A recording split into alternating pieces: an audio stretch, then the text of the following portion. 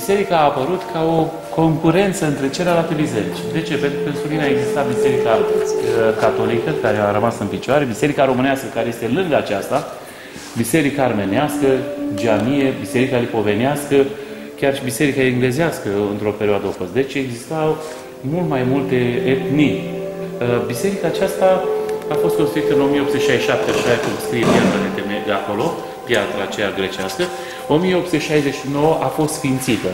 La anul, dacă Bunul Dumnezeu ne ajută, va face 150 de ani de când a fost sfințită. Pe 9 mai îl prăzneau pe Sfântul Irac Nicolae, adică aducerea moaștei Sfântului Irac Nicolae la Bari, ca să se deosebească între bisericile celelalte, pentru că toate bisericile aveau pe Sfântul Irac Nicolae, patronul marinarilor, fiind în jur, prejurul apelor, tot sărbătorea pe Sfântul Nicolae.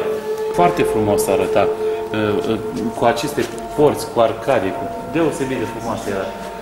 Nu avem date cine a adus catapeteasma, cine a donat, cine sunt titorii bisericii. Știm că comunitatea greacă au făcut o cerere către Dobrogea fiind stăpânirii otomane, au făcut cerere către stăpânitor provinciei atunci fiind și au cerut ca să li se aloce sau să li se dea autorizație de a construi o biserică stil navă, așa cum este aceasta, iar condiția a fost ca ea să nu fie mai înaltă decât geamia.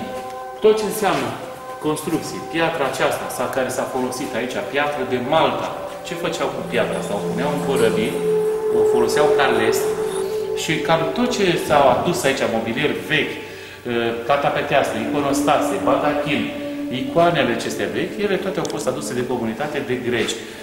A fost pictată în 1930 de preotul Ianis, care a slujit aici. Preoții erau trimiși din Atena și slujeau în greacă.